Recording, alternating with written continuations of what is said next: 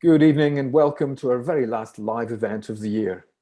For those of you who don't know me, I'm Donald Leggett, Head of Investor Relations at London South East, and I'm your host for this evening.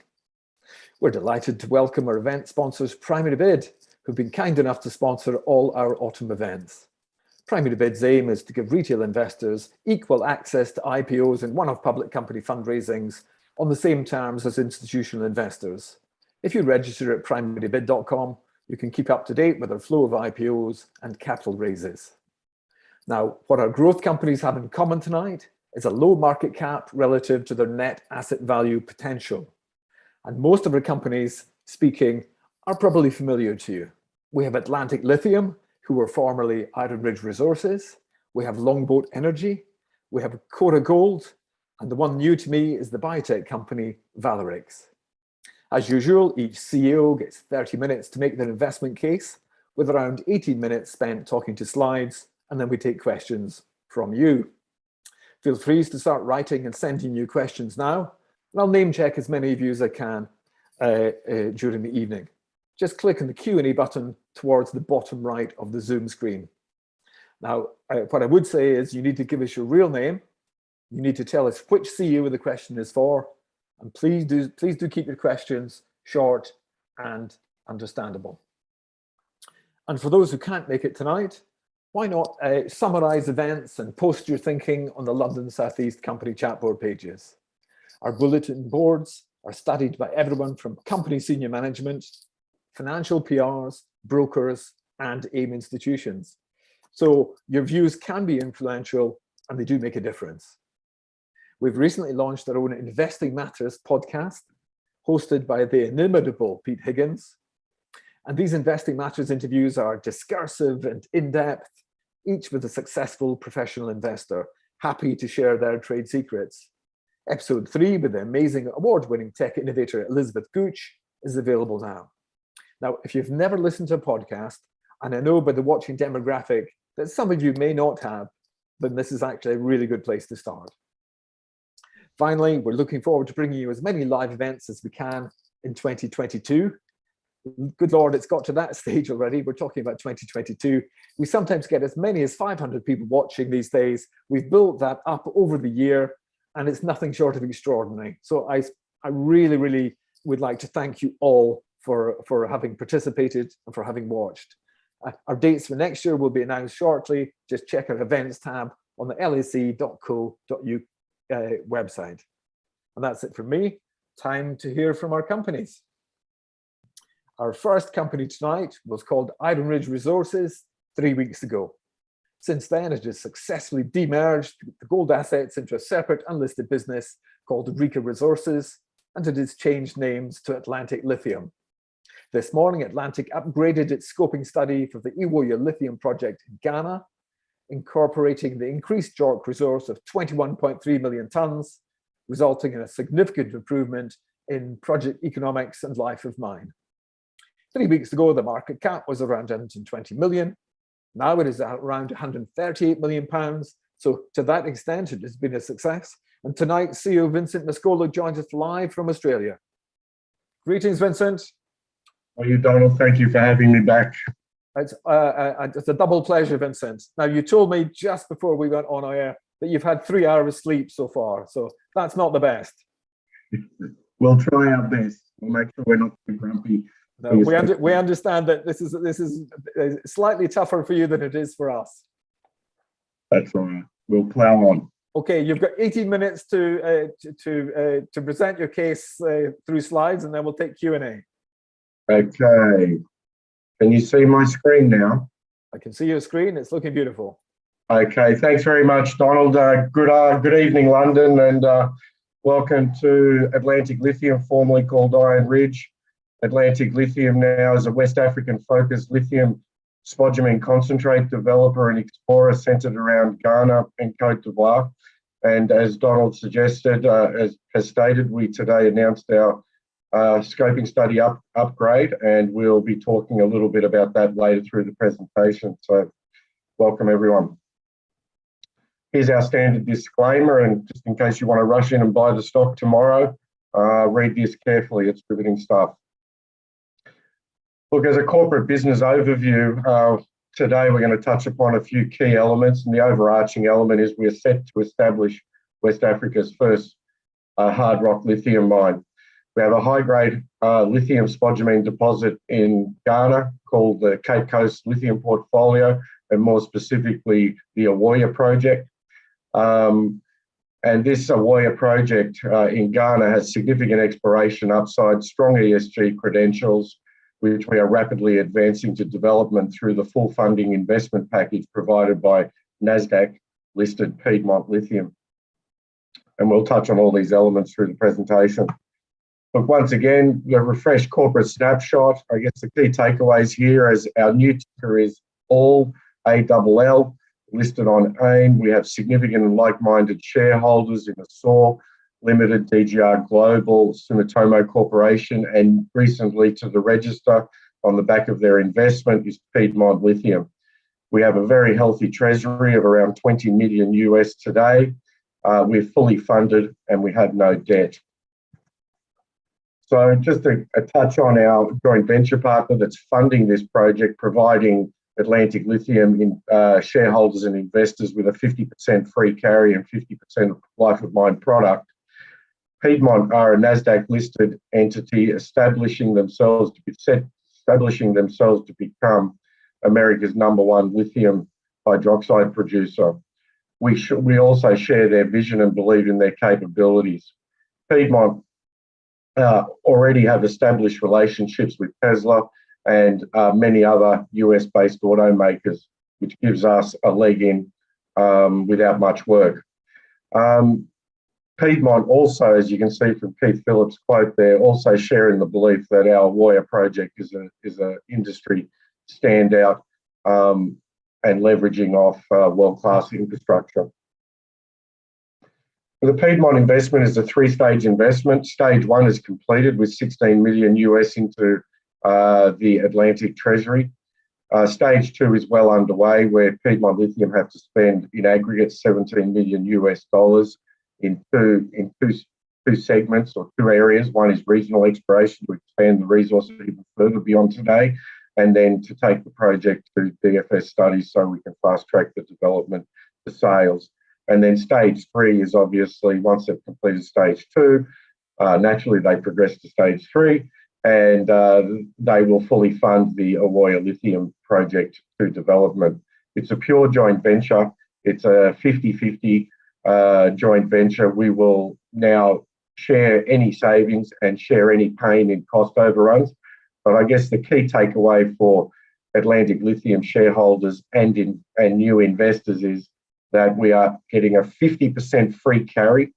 We no longer have to spend any money, and we still retain 50% of the product rights.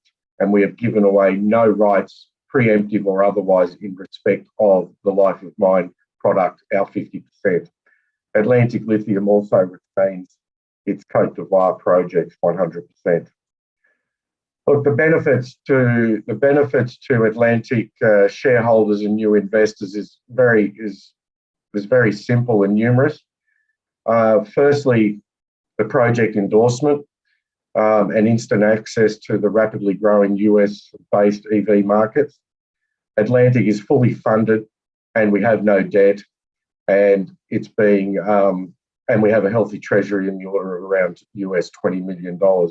And once again, look, I'm going to harp on this through most of the night or day, or evening, I should say, is that we retain 50% of the product, 50% of the project, without having to spend any further capital expenditure into the opportunity.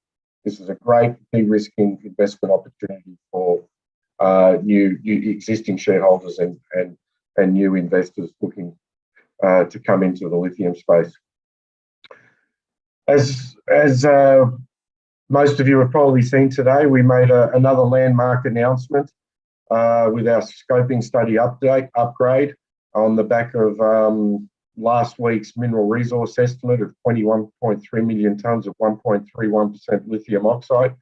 The scoping study once again has delivered very impressive numbers. And just to touch on a few of those numbers, we now have gone from an 8-year mine life to 11.4-year mine life. We're now looking for a potential of greater than 15 years. The NPV post-tax is just shy of 800 million. Life of mine revenues now in the order of $3 billion, in excess of $3 billion, all on the back of a very conservative $900 US per tonne spodumene concentrate price over a long term. We are set to become one of the world's lowest lithium spodumene cost producers, with an OPEX all-in cost of around $249 US per tonne after byproduct credits. All this can be done within a payback period of less than 1 year. A phenomenal return on investment of around 194%. This is unheard of, and there's a number of reasons for this, and we'll talk about those later on, with the number of reasons why we have delivered such robust and commercially viable numbers. So look, we're in pole position to service the US markets. Most people already know this by virtue of the deal we've done, proximity to world-class logistics. We're 1 kilometre from this road, we're 110 kilometres from this port, and we have multiple green energy, high voltage power lines running adjacent our site. We also only have a very simple processing flow sheet. It's DMS only, which saves us a lot of money in CapEx and OPEX, because we don't need flotation. It's quite a rather unique situation that we're in. And we've also pilot tested in laboratories our products through to carbonate and hydroxide with successful results. Look, the Cape Coast and Côte d'Ivoire lithium portfolio, just tonight I'm just going to focus on Ghana. We've drilled in excess of 84,000 lineal metres of RC and diamond drilling completed, and it's ongoing today. But look, I guess the key takeaway here for this slide is, you can see the deep sea port of Takoradi, which is down here. It's 110 kilometres from the project site, and we're effectively halfway between the capital city of Accra and the deep sea port, ideally located in the townships. And what this means is that basically most of our people that work on the site go home for dinner at night, live with their families. As you can see, here's a picture of our spodumene in the ground and in core. And as you can see, the coarse nature from the image. And what this implies is we have a very simple processing flow sheet. It's DMS only, and we keep emphasising that because that is one of the key rationales and reasonings for us having such a competitive CapEx and OPEX by peer comparison. As we announced last week, our updated mineral resource estimate has grown from 14,500 million tonnes at 1.31% lithium to 21.3 million tonnes at 1.31 million at 1.31% lithium oxide, with optionality to expand that mine life even further. To date, included in this resource is only just over 56,000 lineal metres of drilling. We still have 28,000 metres of infill and extensional drilling with results pending, and this will certainly add to the resource twofold. And where we'll see the benefits of these additional results will be increased confidence in the resource status, and we believe additional tonnes in quick step. Look, one of the key elements, and we keep talking about DMS only, and it's a rather unique situation we find ourselves with our Warrior project, is a pure lithium spodumene mineralisation. It's coarse grained, and what we are repeatedly seeing, and as you can see from the variability line here, that we're consistently achieving results greater than 6% concentrate. And that bodes well for a very simple processing flow sheet, and that's why we have a very low capital intensity by peer comparison, and all our costs are within the first cost quartile. Look, folks, this is really the money shot and what makes our project absolute standout in the marketplace. We are 1 kilometre from this national. We are 1 kilometre from this national highway. We are 110 kilometres from this deep sea port of Takoradi, and we have multiple high voltage power lines being fed by this hydro dam in southern Ghana. It's these exceptional logistics that fundamentally also drive the opportunity and low costs associated with the company. Look, the fundamentals support a robust scoping study. I won't run through these numbers in great detail, but what you can see is our main Awoya deposit here, all these little highlighted pink bits showing. That's the main deposit area, and all these other satellite deposits. Now, the beauty of all these satellite deposits is that they are all outcropping. So we have a relatively low stripping ratio, also once again by peer comparison in the marketplace. And to have all these fundamental numbers come in a payback period of less than 1 year is rather phenomenal. So we have very strong ESG initiatives in Ghana. We are very well advanced in our environmental and social baseline studies. In fact, we're nearly 2 years, we're nearly through 2 cycles of wet, dry and social and community liaisons. We have a strong national team. Just over 98% of our team in Ghana are nationals. And as I said previously, the beauty of the location of our project is that 70% of our employees in Ghana live within the Mankasim Cape Coast district, and they all go home for dinner at night. So that's a huge positive for Ghana and a huge positive for the project. In respect of low carbon footprint, it stands to reason when you have operational logistics so close to your project, it always implies that you're going to have a very low carbon footprint, which we can enhance further with the hydro power supply running adjacent our site and other initiatives which we are currently looking at.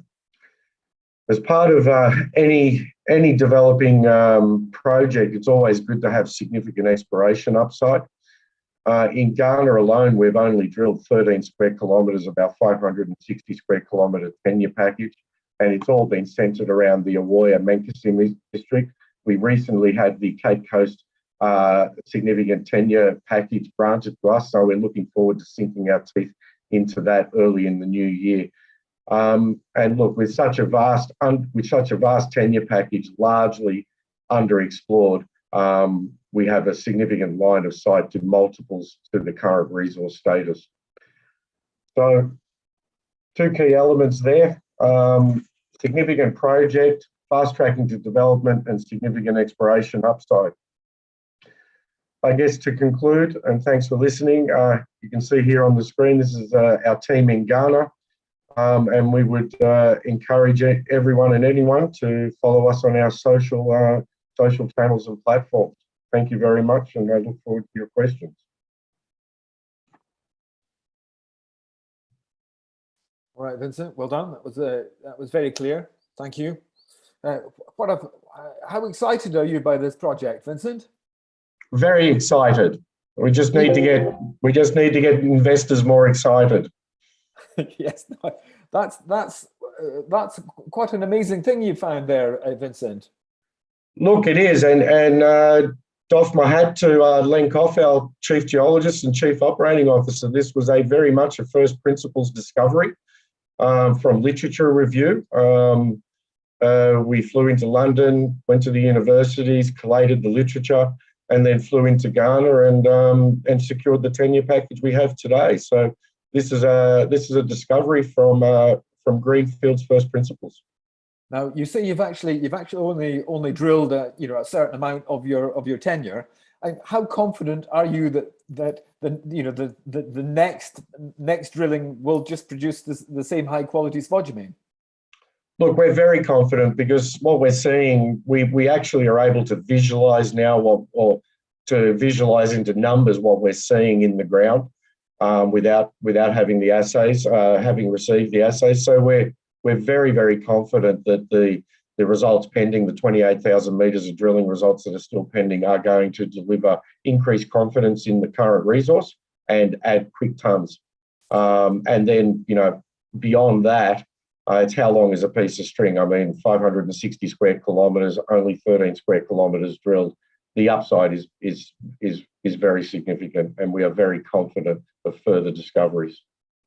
Okay, J. Deacon asks, just to clarify, he says, I believe we've 100% free carry in return for 50% of the project. So 100% free carry in return for 50% of the project. I do believe you said 50%. Yeah, Piedmont Lithium have to spend 100% of the money to take the project to development, or the 70 million on a capex spend, and we retain 50% of the project and 50% of the product. Very good. Well done. Let me ask you, you may think this is a slightly cheeky question, but are you already talking with larger miners, or are larger miners, more correctly, probably coming to you and starting to talk to you? I mean, that scoping study, the updated scoping study today, means you're going to get people knocking on your door, aren't you? Look, they're already knocking on the door, chasing down our remaining 50% of product.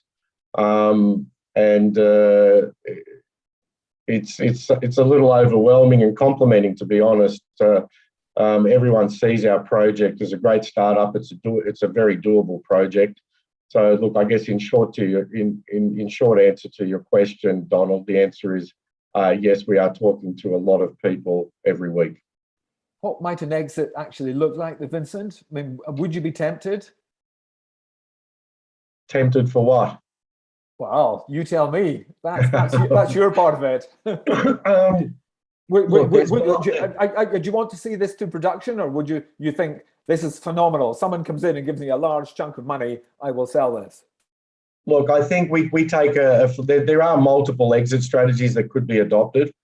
But look, our view is that anyone that wants our project, they want it because they want to take it to development. So our strategy is we just keep moving forward to development, production, and sales. And what usually happens is someone throws a really nice number at you that makes you stand to attention and have to think twice. I think the key element there is that even at these languishing share prices, any potential bidders for the company would need to be done by a scheme of arrangement, because we have so many shareholders on the register that are like-minded and genuinely and sincerely believe that we are hugely undervalued at these prices. Okay, Russell Palumbo asks, the obvious next question, which is Piedmont Lithium, or might they be interested in taking the further 50%, or even a chunk of that 50%? You're on the inside. What's your thoughts on that? Yeah, that's a very good question. I ask that question myself almost every night. I think the logic, and I don't have an answer. I think any potential suitors are always going to keep those cards close to their chest. But look, I think it would make logical sense. But we are the key to our success here, and for existing shareholders and new investors, is everyone's interest in our project is to retain the product. And that's why we never gave away any rights in respect of our 50% of product. And that's what people are that's why there are so many suitors circling, and it's for that remaining 50% of product. So we're going to hold on to that tightly and dearly until we can actually either achieve the right result, or we're just moving to production. And as you can see from the numbers, some very impressive cash flow numbers and revenues streams to come in short time. When might first production be then, Vincent? That's the next obvious question. Yeah, that's going to be your next difficult question. All my questions are difficult questions. Yeah. Look, from our perspective, we're targeting by the end of 2023. That's what the legislation will allow, and the rules in Ghana will allow us to achieve. Now, that assumes everything goes to plan. And look, with a supportive government and strong ESG credentials in country, with over 98% employment of Ghanaian nationals, we have the full support of the governments from the highest level all the way to the presidency down to the local communities. So I've lost, what was your question again? When might first production be? 2023 is our target for first production. Is it a challenging target, or is that easily achievable? Look, if everything goes to plan with a supportive government, we think it's very achievable. Okay, that's a great answer. Well done. And what's coming up in the next weeks and months in terms of news flow, which might be a catalyst for the share price? Well, we're thinking about a novel idea of just putting no news flow out, Donald. We might get a better result. You've had a lot of positive news flow lately. It's true. Yeah, it's not reflecting yet, but hopefully we'll get there. Look, I think the mineral resource estimate upgrade we provided last week and the scoping study upgrade we provided today, your day, suggests there's a lot of news flow to come. We've got 28,000 metres of drilling results pending, and we're advancing the other exploration assets within the Cape Coast portfolio. So, look, news flow is going to be continuous all the way through to next year. And I think it'll start with additional high-grade drilling results, enhancing the status of the current resource and expanding and providing comfort to investors and shareholders that the resource is going to expand as expected to a minimum mine life of greater than 15 years. Okay, you're not going to love me because I've been keeping the tricky one to the last. Carl Denver asks, what can we do with the Ricca certificates? Apparently we can't trade them. Halifax, my broker, says they haven't received them yet, and we can't take part in the 10% offer. I've got a couple of people, Josh Cole is also asking a similar style of question. What to do with Ricca? Okay, yeah, look, this has been a bit of a challenging one for us. We've been working around the clock trying to liaise with brokers and nominees and custodians. But look, I have to remind, and I'm in the same boat, I'm having a similar issue to take up my entitlement. But look, what I have to remind people is that it's their broker, it's their custodian. The custodians and their brokers have no obligation to be listening to us. But look, I believe what we've been doing and pushing behind in the background has yielded some success. And it's unfortunate that some may miss out, but we're looking at other ways to try and circumvent that. But look, once again, you need to push your broker and you need to push your nominees. Yes, Hargreaves Lansdowne. 3 weeks ago, the problems were with Hargreaves Lansdowne. 3 weeks later, they're still with Hargreaves Lansdowne. A lot of people in the Telegram groups are reporting back from UK brokers that they claim all, as in you guys, has not sent the required documentation to carry this out. Have you sent the required documentation? The documentation's been out for weeks, Donald. It's also on our website. And we've repeatedly told from the onset when we put this, when we gave a timetable update, we put out frequently answered questions in that RNS, and we told people exactly what they need to do. Look, I believe people have been pushing, but there's just been some sort of resistance. And look, we're also overnight, we've been speaking to Hargreaves to try and get them to play the game. So look, all I can suggest is you just keep pushing. Yeah, that's very good. Very good. Okay. Final question. Russell Palumbo, what do you believe to be a fair market cap at the moment as opposed to the current 138? Many multiples of where we are. I mean, if we were to do a peer comparison, our nearest peer comparison would be on the ASX, would be Core Lithium. We have a significantly greater resource than them now. They're probably about 12 months more advanced to develop than us. So if you want to use that as a peer, you can make your own judgment, but it would be definitely many multiples of where we are today. Even that should really be true even value. Very roughly, what is Core Lithium? Where are they at the moment? I think they're around 800-900 million market cap. That would do very nicely, Vincent. Very much so, and I think our investors and shareholders would be very pleased with that result. I think they would. Vincent Mascolo, thank you so much for joining us from Australia. You either need a strong cup of tea or a beer before you go to bed, but you definitely need some sleep, Vincent. Thank you so much for all your hard work, and thank you so much for joining us in the middle of your night. Thank you. Thank you very much. Thanks, everyone. Enjoy your evening. Thank you. You're a star. Well done. Thank you, Vincent. Thank you. Okay, our second company this evening is AIM-listed Valorix, who are looking to become a contract research organization, or a CRO, specializing in cancer and women's health drugs. What's interesting about them is the letter of intent to license Val 201 was signed in early November with Theorem RX, and Val 201, for those who don't know, is a short peptide being studied as a potential treatment for prostate cancer. The potential value of the deal would be in excess of $61 million US, plus royalties for the first cancer indication, with a further $37.5 million for each later indication. And I've done the reading, and that's not out of the realms of possibility. Suzanne Dilley is CEO at Valorix, and she's with us tonight. And welcome, Susie. Thank you, Donald. Good evening. Good evening to the audience as well. So I'm trusting how this works, because this is the first time that you've invited me on here for tonight. So first of all, apologies for my voice being a little bit croakier than normal. I'll try and continue to imbue the same amount of enthusiasm that I always have for our company and our work as usual, but apologies if my voice breaks up a little bit.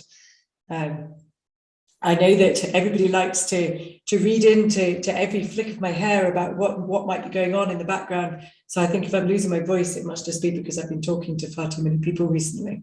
So I'm sure that must only be a good thing. So first of all, I'm sure everybody presenting here tonight will present something very similar as the first slide, but this is just the disclaimer to say that clearly we believe that what we have in Valorix is very valuable, and we would love to have more of the audience as shareholders, if you're not all already anyway, which of course I hope you are. But this is just a reminder that please do your own research. Don't rely solely on the contents of this presentation in order to make a decision about whether to invest in Valorix. So with those pleasantries aside, I'd like to introduce you to the overall strategy of the company. So I'm very appreciative of Donald for that introduction and introducing us as a new strategy of wanting to be a service providing company, a CRO, as he defined. And we'd like to take a step back to have a broader overview of the company strategy to start off with. So what we do in Valorix is we identify programs at a very early stage of the drug development pathway. And we take these typically from universities, but they can also be from charity-funded research or from other biotech companies. And we take these programs, these are therapeutic development programs, usually small molecules or synthetic peptides, in the areas of oncology or women's health. And we take these programs from the stage of lead optimization, where a drug candidate has just been proposed and is looking promising for development towards clinical trials. And we carry out the preclinical development stage of work. So this is all the regulatory required studies that prove the safety of the drug and provide confidence before the drug candidate enters clinical trials that it has a good risk-benefit profile before it enters the first human testing. So this stage of preclinical testing is quite challenging for those entities such as universities who carry out the early discovery to do, because it's usually that stage where it's a little bit more expensive. The labs have to be run to a particular standard, and perhaps those experiments aren't quite as interesting as the experiments that the academics would like to run, which are typically really quite imaginative experiments with all the bells and whistles and absolutely the top newest innovative technologies that they're developing in the university. So we'd like to take the program at that stage and really build a corporate framework around the program so that we take it through to the stage where it's clinic ready, that is ready to enter clinical trials, but also partnership ready. So by encouraging the academic innovators to develop alongside the project, we can have a strong team, but also a strong corporate framework by Valorix providing that experience of setting up companies and of building everything that a company needs behind it before it enters clinical trials. At that stage, we then look for third-party funding, or for a third-party partner, perhaps a larger pharma partner or a larger biotech partner, in order to fund the clinical development.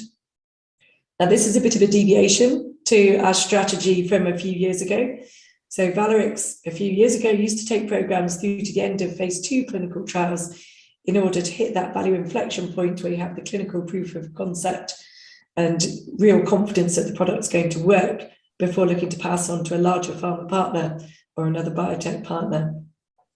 Well, we've decided it's more important to focus on the preclinical section of work so that we can de-risk the programs. We can carry out all of that science that's needed to make those programs clinic ready, but without having the larger expenditure of the clinical trials. So we believe that this creates for our investors a pipeline of programs that will be faster moving, will be less expensive to run, and will provide news flow on a more regular basis when we've got it up and running. So when we consider this strategy, clearly we're not the only people who are identifying good science in universities. So what really makes Valerix unique? And we believe that the really unique point of Valerix is our ability to draw 3 separate strands together and to integrate that in a way that makes our translation service, if we call it that, really a unique prospect. We have the science expertise in the company because we have taken programs through clinical trials in the past. We have that experience to develop preclinical programs with the end point in mind. So we have that edge over people who are just specializing in preclinical, as they have done all the time.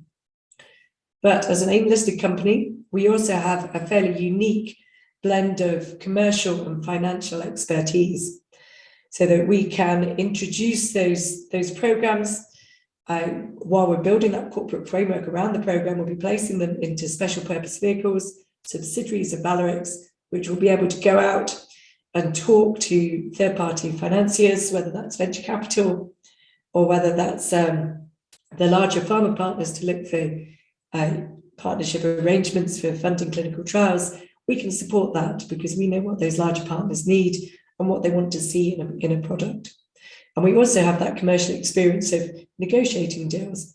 And I think that that's exactly what we've demonstrated recently with our Vulture 1 program. But I'll come on to that in a little bit more detail in a minute. So looking a little bit more about the drug development pathway and why it's so important to have specialists in each stage of that process. So what we've displayed here on this slide is we have the 1 to 20 representing the 20 years that a patent is in force for after application. So as soon as you file a patent, whether or not it's going to be granted or not, the 20-year clock starts.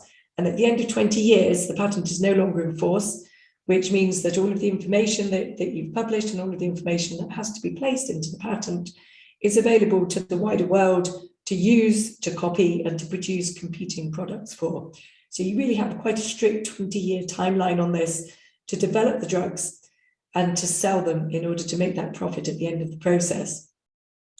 And you can see here that even when you're looking at really quite an efficient timescale, and these are timescales for preclinical phase 1, 2, 3 and market authorization, it's taken directly off the FDA website for their guidelines of how long it should take. But even using these really quite optimistic timelines, you still only have 7 years at the end of the patent life in order to make sales and to make that commercial return on the product. So it's really important to make sure that each player in this pathway does what they do in the most efficient way possible. And we believe that the best way to do that is to be highly specialized. So you can see here that Valerix is specializing in the preclinical arena, as I described earlier, and that we have these overlaps with the other parties who are taking part here. So we have the universities here carrying out the early discovery and hopefully being able to pass on their good programs to Valerix, where we can develop them through the preclinical pathway to make them appropriate for adoption into either larger biotechs or to big pharma.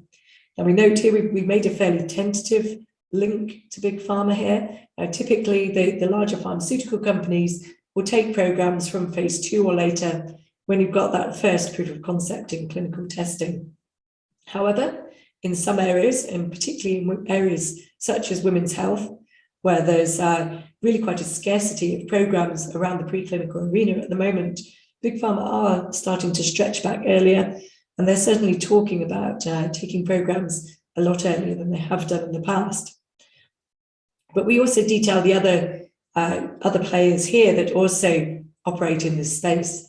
So the mid-sized biotech and SPVs that we put here, this is to detail the mid-sized biotechs, typically are family office run biotechs. There's quite a few around Europe that aren't household names, but really are quite significant companies that take programs from late preclinical. And although we've highlighted here that they quite often take them to phase 2, sometimes they actually take them a lot further than that as well. But the SPVs that we've highlighted in this box, we've particularly stressed here because this is the type of company that we've licensed or that we've signed the letter of intent to sublicense VOW 201 to. So this is a special purpose vehicle that's been set up.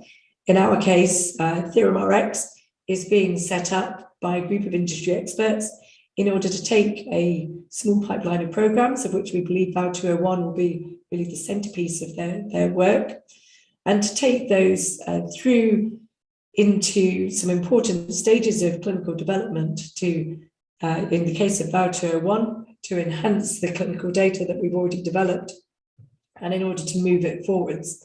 So this is becoming more common.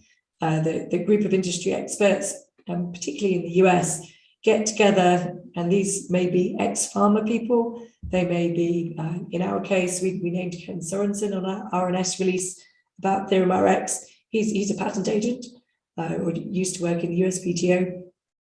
And it's people like that who have the expertise to take programs forwards, who can get together and raise money around a particular product or particular group of products that they believe will sit well together and will make them attractive and make the products attractive to larger pharma companies a few years down the line. Now, the other type of entity we've highlighted here is biotech platforms.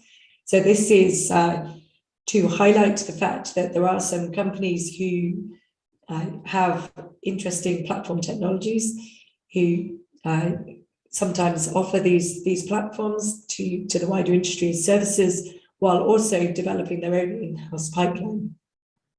Now, this will be an in-house pipeline that uses their platform technology and will quite often generate quite a few hits.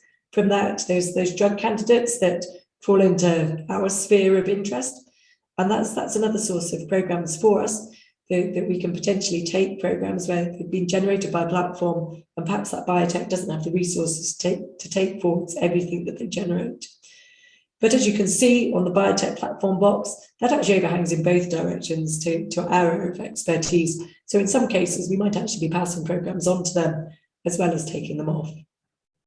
So I hope that this diagram really gives an overview of exactly where we sit, how we sit amongst the other types of companies, and why we think it's really important to specialize in this area.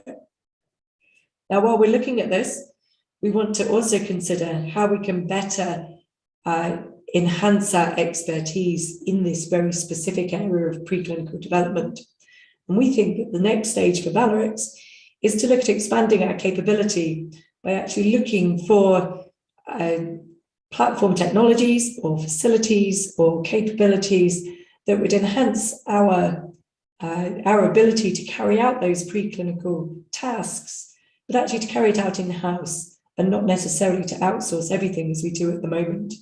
So although it's very typical for a biotech such as Valorix to be virtual, to not necessarily have our own labs that do everything, but to send a lot of work out to third-party labs, because this avoids us needing to finance all of the equipment we need, actually having a basic capability that will allow us to do some of the work in-house could actually create some rather interesting opportunities for us. So that's what we're looking into doing now. We're looking at where we can expand our capability and expand our ability to carry out that preclinical research by bringing in-house some interesting facilities or technologies that would enable us to do that. And again, just as before, where I asked what makes Valorix unique, we have to ask why now? Why do we believe that now is the time to start bringing this together? And we believe that the answer to that is data. So there's a lot of new platform technologies out there at the moment that are generating a lot of data. You only have to look at the frequency and the ease of genomic sequencing, for example, over the last few years to know that the amount of data that's generated now at affordable prices is huge compared to where it was 20 years ago. But that comes with its own problems as well as its being a solution of its own, because we can generate a lot of data, but what do we do with the data when it's generated? And this is where I'm probably going to get slapped over the wrist here by our chairman, Kevin Cox, for using the word AI, but it's the word that I always end up using when I'm considering this. But the use of AI, the use of algorithms, the use of better technologies to handle that data, to process that data so that it becomes a lot easier now to handle huge data sets and to extract interesting things out of that data set. But actually there's a third step to this as well, and that's the data application picture on this slide, that it's all very well generating data and understanding what that means, but you have to be able to implement it as well. Otherwise, you're just generating data for data's sake, which is great for academic publications, but less useful if you don't actually apply what you've learned to planning your clinical trial better, or perhaps de-risking that drug pipeline. And what we want to be able to do is we want to identify lab capabilities that will enable us to generate data, analyze that data, and then understand how that data can better consider the drug candidates in our pipeline to make sure that we understand the biology to the best extent that we can, and that will enable us to move those drug candidates into the right diseases. So, for example, I've spoken about women's health conditions a lot in the past, and we believe that there's a lot of drug candidates in development already for other diseases that could very easily be directed towards diseases of women's health. But actually, early stage drug development workers quite often don't push it in that direction because the extra toxicology studies that you have to do before you can enter clinical trials in women, particularly of women of childbearing potential, so women anywhere between 20 and 50, is really difficult to get those women into early stage clinical trials unless you have a more robust preclinical data package. And knowing that you have the confidence to spend that extra resource in developing that package is something that we believe we can support by better data generation, better data understanding, and making sure that translates into thorough biological understanding of all of our programs. So that's where we want to be. That's what we believe we can create. And I think I've probably already covered most of our strategic ambition in those past couple of slides, but we want to aim everything that we're doing and everything that I've talked about, how we're going to do towards making good drug candidates in women's health and oncology. Now, because we have a lot of oncology experience and some women's health experience, at the moment, we anticipate that a lot of the women's health work is going to be women's health oncology and the gynecological cancers in particular, but also we've recently taken in a program under evaluation in triple-negative breast cancer. So we're looking to develop programs in that area. And we believe that by building our capabilities to generate that data and understand the biology better, that we can do that. And when we're talking about women's health, we're not just talking about those diseases that are traditionally associated with women's health. Of course, our endometriosis program is absolutely central to our work and is an important part of our pipeline, but also diseases such as lupus, which is predominantly affecting women, but other diseases as well that are just less well served for women. So diseases where the treatments are available for everyone, but actually work better in men, or perhaps the doses need changing for women, and that there just needs to be more considerable thought into making sure that the data understands that both women and men need drugs developing for them. So very briefly, because I appreciate I'm running out of time here, looking at the pipeline as it stands at the moment, I think for the next time we do a presentation, I'm actually going to flip this slide round, because the most important part of our pipeline as it stands here, or one of the most important parts, is the triple-negative breast cancer program under evaluation.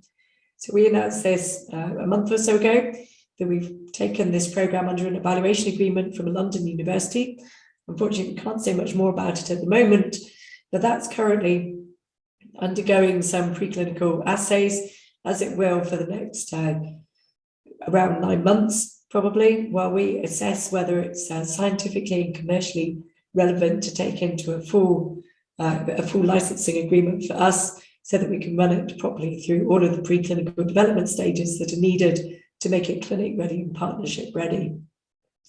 And this is where the future lies in this pipeline. It's those programs that we're bringing in new, initially under evaluation agreement, and we hope there'll be a few more of those in the coming months as we continue to talk to universities and to continue to negotiate these agreements with them. But then also, importantly, on this pipeline agreement, you have VAL 301, our program for endometriosis, which is our flagship women's health program. Now, this is still in preclinical development, and it is under evaluation by a Japanese pharma who are carrying out their own preclinical work as well, in order to consider whether or not they would like to further develop it with us. But even while that's ongoing, we're also carrying out our own work on this program to ensure that it can now move forwards at an efficient rate to make this clinic ready, so that it can look for a partner to take it forwards into clinical trials. And then finally, also on this, we have VAL 201 and VAL 401, which are the programs which we define as our legacy assets. So these are programs that have been in clinical trials and that we are actively looking to out-license. So VAL 201, clearly we can't be too active at the moment, because that is now under an exclusivity agreement with TheoremRx under the letter of intent that was signed last month. And we're, as we announced in that announcement about the letter of intent, we're hoping that the first payments from TheoremRx will arrive before the end of the year. As far as we're aware, that's still all on track and ongoing. But as we announced that timeline in the RNS, clearly we will have to update all of our investors if that changes. Clearly, we're not expecting that to change, but if it does, we will let you know and let you know what the new timelines are. If it is extended, we wouldn't expect it to be extended by very much. So I think that gives you a very brief overview of Valorix, and I'll leave you here with the contact slide. Obviously, we have an opportunity for questions and answers now, although perhaps a little shorter than Donald intended, because I've spoken a bit too much there. But please feel free to email any of us if you have any questions that aren't answered today. Thank you. Okay, Susie, thank you. That was absolutely fascinating. Well done. Thank you. I think my voice is just about held up as well. So no, you've been a complete star. You've really been a star. Well done. Let's do TheoremRx again, because it is very, very important to you guys. I presume in the history of Valorix, you haven't ever got anything to such a large amount of money stage. Well, it's absolutely crucial for us, and I haven't been I've been on the board of Valorix for nearly 18 months now, but clearly I was involved in Valorix before that as part of the Valley Seed subsidiary. So to the best of my knowledge, this is the biggest thing that's ever happened to Valorix. VAL 201 was the flagship program for a very long time. The majority of resources over the last 10 years at Valorix have been directed towards VAL 201. So to now be able to be in a position where we can monetize that, we can bring cash back into the company in order to spend on our new programs and to really start turning that over, it's fantastic. But best of all, it shows a validation of our strategy, that we can develop projects to a point where they are of interest to people, that we can make those negotiations, we can make those commercial agreements. And with a group such as TheoremRx, which are one of these, as I spoke about earlier, one of these special purpose vehicles that's been set up specifically to run VAL 201 in a small pipeline of programs, it's really exciting. And I'm really looking forward to seeing what they do with it over the next few years. So you have a lot of faith in TheoremRx? Absolutely. We've been working really closely with them for most of this year. And certainly that's intensified even more over the last few weeks. As we've really got to grips with exactly what they need on science and exactly what they're going to do next. So we've been starting to line things up for them and helping them with looking at exactly how it's going to work when they start their clinical trials. Now, Mike, could we go back to slide number 8, please? Oh, you're a star. Thank you, Mike. When you get that money in from TheoremRx, let's be positive and say it's going to happen at some point. where will that money get spent? And how much money do you get initially, and where will it be spent? And it will be spent on any of these programs? Will it help advance any of those programs? Tell us more. Oh, so the program that's coming in for Vulture 1, I think we highlighted in our RNS over the first couple of years, there's a number of near-term milestones in addition to the upfront payments that we're expecting, and ongoing service consultancy agreements, so that we start getting a regular income from this. And this is really intended to cover working capital. And when I'm talking about working capital, it's not just the administrative costs, but working capital to include our budgeted evaluation agreements, and taking those programs that succeed in their evaluation agreements through that preclinical development section. Now, clearly, that's quite a significant section of working capital when I start including quite a bit of R&D in it.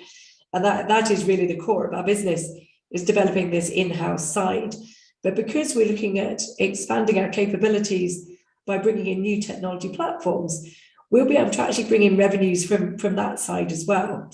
So because if we can bring in a few of these technology platforms, particularly where we can bring in platforms that are already offering a service to the wider industry, they can be generating revenues, they can become integrated if we have more than one platform, which is the intention, that they can work together and to the wider industry, as well as us being able to use their technologies for an in-house pipeline.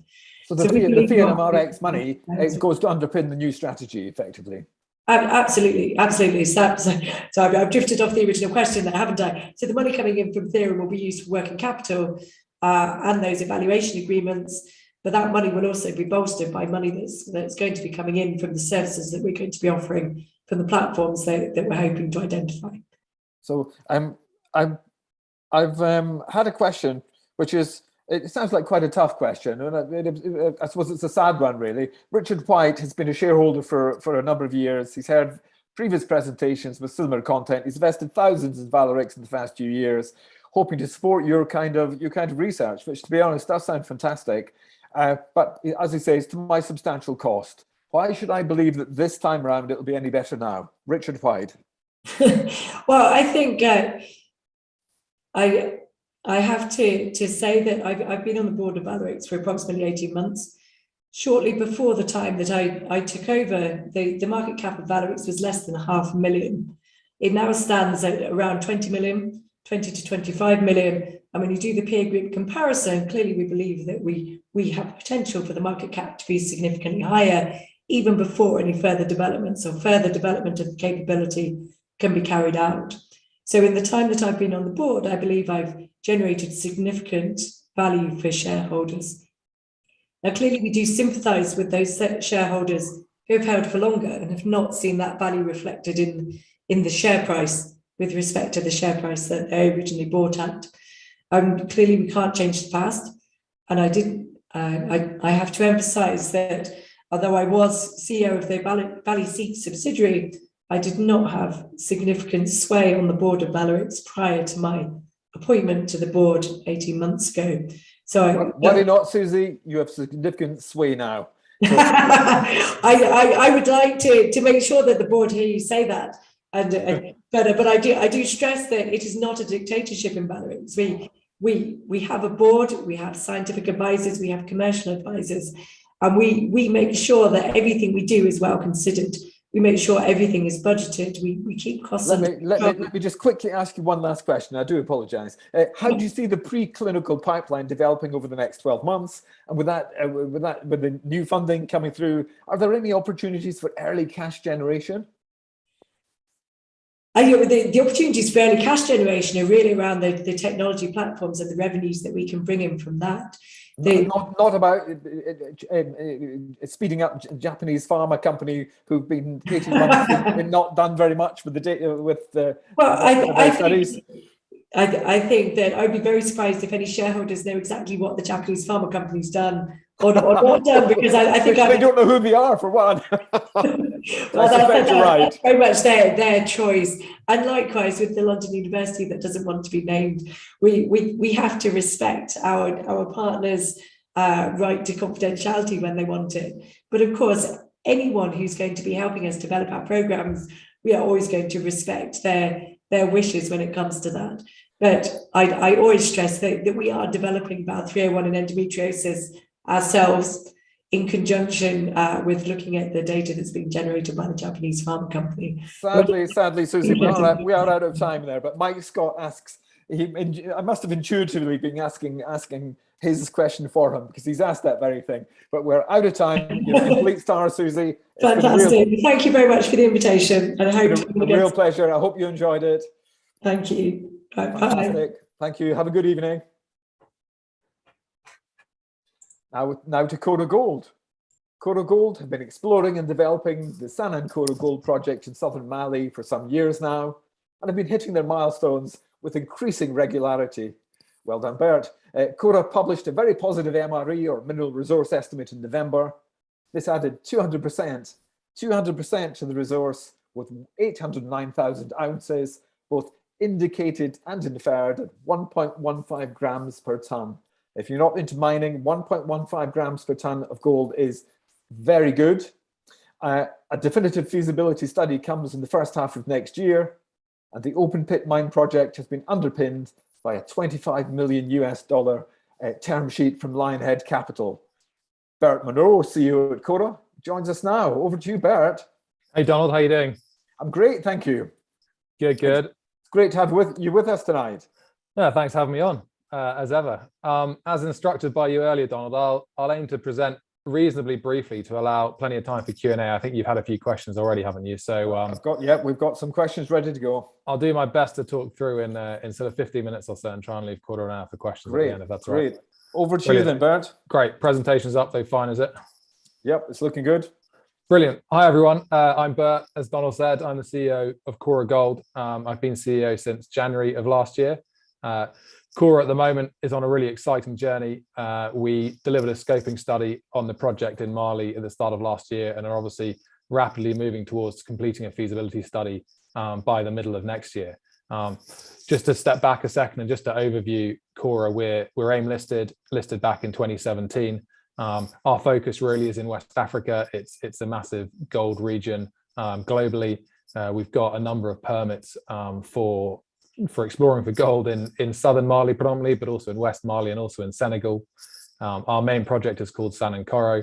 It's got a scoping study completed on it, which showed some very high IRRs. Importantly, we wanted to really grow out the resource further before we moved into completing a feasibility study, and we delivered a 200% increase in resources last month, which was really exciting and really pleasing to see. We're supported by some great shareholders. Hopefully some of you are here and listening today, but we're very pleased to have a number of very large shareholders who have also been very supportive of the business. And importantly, we've got, and fairly uniquely for a company of our stage in the life cycle in the sector, have got a very significant term sheet signed with Lionhead Capital, which should support the development of Sanan Koro post our feasibility study in the middle of next year.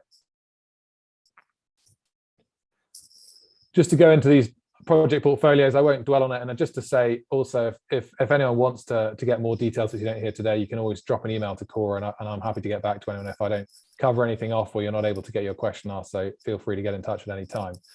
On the left-hand side of your screen, you can see that the Kenieba window, which has been arguably the most prolific gold belt in Africa over the last 20 or 30 years, a number of very significant gold mines, which are world-renowned, including Sadiola, Fekola, and others. So we've got a nice package of ground there. It's a reasonably early stage, but it's right in the right postcode, which is nice to have. Our main focus is on what's called the Yanfolila belt, which is in southern Mali on the border with Guinea. Our main project is called Sanan Koro. It's a block of 5 permits, which are all contiguous, which you can see hopefully just to the east of the Kabada project. We've also got some permits I'll talk about later, which kind of donut around the Yanfolila gold mine, which offers some secondary optionality as well, which is of interest, but I'll talk a little bit later about that in the presentation. Other than myself, I think it's been really pleasing to see the development of the team over the last 18 months. I think we made some important hires. Norm Bailey joined us from Centamin. He had previously been involved in over 30 million ounces of discovery, all in West Africa, really. He was with the Redback team, which drilled out and discovered Chirano, which was over 6 million ounces of gold, and also Tazias, which I think went to over 20 million ounces of gold, and he was their exploration manager and head of exploration there. So he's got a great track record of discovering ounces in West Africa. and more recently brought in Russell Bradford as our project manager to oversee the DFS. Russell's got a great track record as well. He most recently built a mine called Asanko in Ghana, so he's got direct experience of building gold mines in West Africa. So a great guy to have on the team. Also, just added Pete as well, Pete Whitbread Abuta, as an ESG advisor. And we've actually just hired an ESG manager full-time in country as well to help oversee and improve our ESG engagement in Mali as well. Dipping into the project specifically on Sanankoro, I've probably touched on some of these points before. I think excitedly, the project has a 1 to 2 million ounce exploration target on it. That's limited to a depth of 100 meters. This is essentially your first pass look at a project. So that was done back in 2018. We've drilled gold mineralization down to depths of over 200 meters. So the view from SRK at the time was, you could find up to 2 million ounces of gold just within 100 meters from surface. So certainly our 800,000 ounce resource we have at the moment, we feel there's huge scope to increase it. On the back of that, we moved on and we delivered a maiden resource and a scoping study back in January of last year. Showed a great high IRR project, over 100% IRR at $1,500 gold price, which is great. And obviously followed up with a massive drill program we've delivered over the course of this year, 43,000 meters drilled, and we had a very nice 200% increase in resources. But I think it's worth saying the focus of that drill program was actually as much on infill drilling the resources as it was on stepping out and adding the resources. I think we importantly were looking to add indicated ounces so we could convert them to reserves as part of our feasibility study. I mean, had those meters all been put into growth of resources and just keeping them at inferred, obviously one would have expected a much bigger increase in mineral resource estimate. And the financing term sheet as well, we touched on earlier, but I'll talk more about a little bit later. Here's an overview of this drill campaign we conducted over the course of this year. As I said, it's 43,000 meters in total. We had some absolutely fantastic hits. I mean, 49 meters at over 15 grams a ton, 19 meters at over 31 grams a ton. These were seriously good drill intercepts we had, and showed huge potential for the project. The image on your right, what you can see there is essentially in the red area. It's the old December 2019 pit outlines, and then the green lines around it are how we've expanded the pits. I think what's important to show is we haven't actually stepped out very far to add 200% to our resources. We've stayed very tight on our existing pits. We've actually only drilled 7.5 kilometers of 33 kilometers of mineralized strike length on our permit area. So for me, whilst we're running very hard at delivering a feasibility study, we've got the term sheet in place already to help finance the project post feasibility study. I think the exploration potential on the permit's massive, and that's something we can look to develop further over time. Here's an update on that resource statement. I think there's two key things I guess I wanted to point out from this without getting too detailed on it. One is the significant conversion to indicated resources. Just for layman's terms, your initial discoveries and your initial resources generally inferred categorization, and that's a good enough categorization to complete the scoping study. But if you want to complete a bankable feasibility study to publish reserves and finance a mine, you need to convert your inferred into indicated. So, we had a dual focus in this drill campaign. One was to add in total more resources, but it was also, frankly, to get as much indicated as we could. So having nearly 70% of our gold in the indicated category was great, because that will obviously help the growth of our maiden reserves next year. But I think also importantly, we were targeting to get as much oxide material as possible. And I think it's important just to talk about what the value of the oxide material here briefly. Oxide material is essentially a free digging material. It has for us very high recovery rates. It obviously has a lower mining cost because you don't need to drill and blast it, and you can just dig it up and truck it away. And in terms of your processing costs as well, they will be significantly lower than an average benchmark processing cost as well. So for us, our oxides really are an exciting part of the project. At the start of this drill campaign, we thought we had oxides to depths of up to 120 meters. But now we've seen we've got oxides in certain pits down to over 200 meters, which is a real plus for us and gets us really excited about some of the opportunities with this project going forward. Another aspect, Donald touched on grade briefly. I think I've got some comparisons and to look at other oxide projects later in the presentation. I think in London, there aren't potentially a directly comparable project of our style. But I think what you can see here is people talk about cutoff grades, again, without getting too technical. Essentially, that you use a cutoff grade which is defined by the economics of your pits, which is defined by the foregoing gold price at the time. So we use 0.4 grams a ton, and obviously pulled in a lot of tons into our pit shells. But as you can see, if you used a 1 gram a ton cutoff, you've still got over 500,000 ounces of gold at nearly 2 grams a ton. So I think that what that clearly tells me is there's a lot of higher grade gold there, and ultimately there will be pockets of really good grade, which will obviously always help a mine plan. The next 3 slides are reasonably technical, so I'm not going to dwell on them in too much detail, but I think the plan view, you can basically see the pit outline, and ultimately we've kept the drilling fairly close to the pits. On the right hand side, you can see essentially a cross section of the ore body. The dark solid line is the old December 2019 pit shell, and then the stepped line below it is the new pit shells. So what we've essentially done is taken what was an average pit depth of 65 meters from our maiden resources, and we've taken them down to an average depth of about 140 meters in open pits. So essentially we've added lots of gold at depth below what were extremely shallow pit shells. We've also stepped out and increased the strike length of our deposits. I think it's important to say that all of our deposits are open both at depth and also up and down strike as well. So we haven't drilled out any of our deposits. All of our deposits, we essentially ended in mineralization. So that obviously gives us great potential for the future growth of the project and for adding ounces in the future. The next slide shows a similar pattern of events at different deposits. Here we are at Zone A and Zone C. Interestingly, at Zone C, these are our first maiden resources there. We historically had no resources at Zone C, so that was nice to have a new discovery come into maiden resources again. It remains open and offers plenty of potential for future growth in the future. And again, at Zone B, we encountered some really deep oxides there, so that's exciting.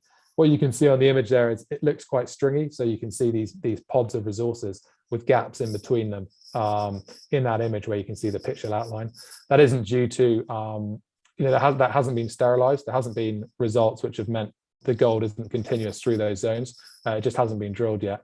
So obviously, again, one would hope in future that potentially that would extend and join and make one larger pit with further drilling.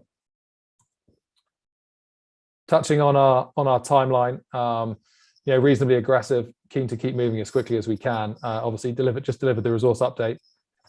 Excuse me. Due to deliver our ESIA in Q1, and then our feasibility study, our DFS, should be finished in Q2 of next year. It's obviously in our anticipation we'll then move into permitting and financing, and then construction hopefully before the end of the year.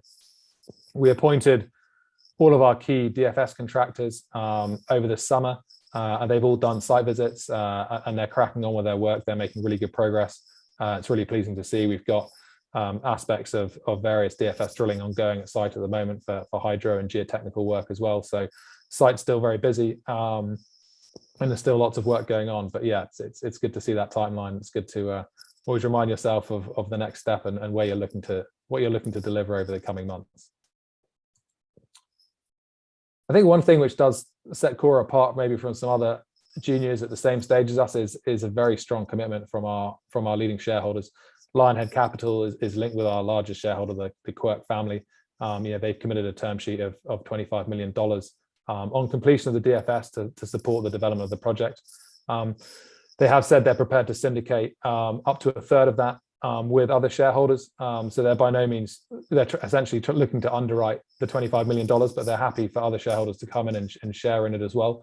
So they're by no means trying to wrap their arms around the project. They're obviously trying to give us great support, and they're very committed to helping Cora develop the project and move us into production as quickly as we can. And I think that's been seen with strong support in fundraisers over the last 2 years. Now I'm going to step away and talk about some of the regional projects before we come back to some corporate slides at the end. These are our Yanfolila group permits, essentially sort of donutting around the Yanfolila gold mine. It's obviously been operating for a few years now. We've had some nice hits. Tekledugu, for example, sits extremely close to the Yanfolila processing plant. It's only 7 or 8 kilometers away. We've done fairly limited work on it over the last year or so. It's obviously something we'd love to get back to and spend more time on. Ultimately, we felt the best bang for our buck's been advancing Sanankara at this stage, but we've certainly got some exciting hits in shallow oxide material. So plenty of optionality there. You know, if we can make a discovery and drill out even a smaller deposit due to your proximity to an existing producing gold mine. Again, this Dangote project area, a nice one to pronounce for everyone. It's, as I said, it's in the Kenieba window, you know, arguably the most prolific gold belt in Africa over the last 20 years or so. Some earlier stage permits, but we've got some nice drilled discoveries. We've had some nice soil anomalies on them. And again, be good to get back and do more work and drill them out further in time. The brief overview on our share structure. I think probably better to go on to some of the peer comparisons on the next slide. But as you can see, you know, we've got both Brookstone and Key Ventures is linked with the Quirk family. So they've been a very strong, large shareholder of us, as well as Lord Michael Farmer, who co-founded Red Kite, which is a mine finance and commodity trading business. So they've been extremely supportive shareholders, as well as directors and management.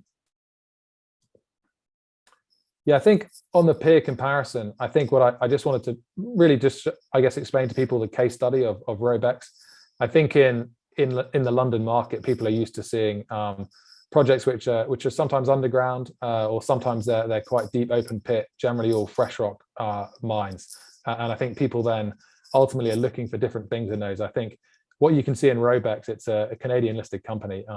It's an oxide mining operation in Mali. It has 0.7 grams per ton. So as you know, our indicated materials are at 1.35 grams per ton. So significantly higher grade. I mean, they're producing 50,000 ounces at a sub $1,000 all-in sustaining cost, and I think last year they paid around a $35 million Canadian dividend off that. And I think that's the important point. I mean, we're trying to build a money mine, as I've heard someone at Whistle say before. You know, ultimately, you know, we're producing gold, but ultimately we're a business and we're looking to make as much money as we can.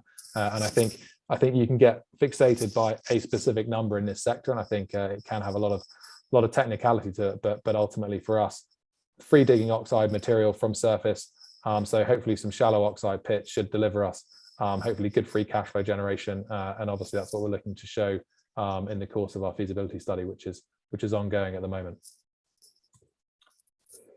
Bit on Mali and Senegal. I think ultimately very prolific gold producing regions. I think importantly, both of them have had commercial gold mining operations for well over 25 years now. So you've had a number of majors and mid-tier companies operating there. Both have got very established mining codes. They've both got a very educated workforce and relatively decent infrastructure for West Africa. Our project, for example, is about 4.5 to 5 hours drive from Bamako. You do 80% of that, 90% of that on a nice tarmac highway. And then the last 25, 30 Ks is done on a dirt road. So, very good infrastructure in many ways. Politically, obviously, you've had changes of government over the last year, and there have been security instances in Mali in particular, which people have probably noticed. So I don't think there's any point hiding away from that. I think what I would say is Mali is a massive country. Most of the security instances are generally well over 1,000 kilometers north of where the gold mines are. And I don't think in 30 years of commercial gold mining, any gold mines lost a day's production for any security incident or political change that I've been aware of. So whilst it might have a bit of an interesting look when you Google it, I think it's worth bearing in mind that there have been some of the most profitable gold mines producing in Mali over the last 30 years, and they've done so uninterrupted, even in the midst of what might appear to us, with some security instances and other things happening in the background. Last slide, just an overview. I think hopefully I've summed up Kora pretty succinctly. Ultimately, we're very focused on delivering Kora into production as quickly as we can. We've delivered a great resource update this year, over 200% increase in resources on the back of a scoping study from the year before. Our focus very much is on delivering a feasibility study over the course of the next 6 months. And then obviously from then moving into the financing and permitting as quickly as possible so we can move into construction. So that's it, Donald, and overview. Thanks everyone for listening, and looking forward to answering any questions there are. Great. Okay, Bert, thank you. I've just got to say, you've made fantastic progress with Kora. Well done. Thanks. It's not my work. It's the work of the team, really. So yeah, no, it's always a team. I'll pass on their thanks on your behalf. Oh, indeed, it is always teamwork. Definitive feasibility study. You say H1, first half of the year. When exactly in H1 do you think that might be? I think it'll definitely be in Q2, if we're being honest. I think like the environmental social impact assessment's due at the end of Q1. So it'll be sometime in Q2, hopefully not right up against the end of it. But you know, there's a huge number of work streams ongoing. And I think we're all aware of the complexities that the COVID can throw at you around, you know, logistics and timing. So it only takes one small bit of test work to get stuck in an airport or stuck not in the lab you want it to be, and to be delayed 3 or 4 weeks, and suddenly everyone will tell me that I've not delivered to the exact month I said to you today, Donald. So I think I'll stick to Q2 if that's all right. No problem. Q2 is good by me. If you can deliver on Q2, I'm sure everybody will be delighted. Environmental reporting, EISA, and permitting. I mean, how are those coming along? Yeah, great. I mean, we started the ESIA back in May, June time of last year. So we started it well in advance on the basis that we knew we were going to be pushing ahead. So all the monitoring is going on, and you know, all the various consultations are happening. So I'm really pleased with how that's going. In terms of the permitting as such, to move into the 2 significant permits, you need your environmental permit and your actual mining permit. So essentially converting your exploration permits to a mining permit. You can't do those significant factors until you've completed the studies themselves. So that's something we'll be warming up, obviously in advance. So I'm looking to go out to Mali in January, early January, I hope. So obviously you keep in good contact with the ministry, so they're aware of your timings and how you're progressing. So obviously once you've delivered the studies, you can hopefully expedite the permits as quickly as possible. And was it last week you raised 4.25 million? Yeah, it was. I mean, it closes tomorrow. So yes, we announced it last week, and the shares going to issue tomorrow. Yeah. Great. So Rob Pickard asks, what proportion of that latest fundraise, the 4.25 million, what proportion do you anticipate will be used to fund Q1 exploration work? And let me ask, where will that Q1 exploration work actually be? And what areas are you prioritizing, asks Rob. Yeah, it's a very good question. Thanks. I think to sort of answer it backwards, if that's all right, I think one of the key points of this fundraise was to enable us to complete the feasibility study and also have working capital through the period of permitting and financing. Obviously, with the aim being our next financing will be the construction financing. So the aim is to give us working capital to deliver through the feasibility study and into through the period of permitting and financing. That said, you know, we believe there's obviously excess capital there to obviously look to do exploration work. I'm just working through with the geological team at the moment around planning that drill program to kick off hopefully in Q1. I think everyone's going to want to see probably resource growth, but obviously for our team, we're also keen to continue to see growth in indicated ounces, which will deliver your reserve mine plan, so you can expand your mine plan as well. So we're currently just going through that at the moment and having lots of internal discussion around exactly where the drill plan will be and how many meters we'll do. But in terms of budget, to specifically answer the question, probably around 15 to 20% of it hopefully will be going into exploration. Okay, well, that's a good response. How much we're talking resources and exploration. I suppose what I always think, well, people instinctively are going to go for the easiest and most easily available resources first. They're going to go for the low-hanging fruit. So why are you so convinced that there's more good stuff to come, as it were? I guess on one hand, you've got the exploration target, which obviously identified 33 kilometers of mineralized strike length. We've only drilled 7.5 kilometers of it. So clearly, you'd be extremely unlucky if all of the mineralized sort of surface strike length was unmineralized at depth below it, when we've obviously in the first 7.5 kilometers found plenty of gold.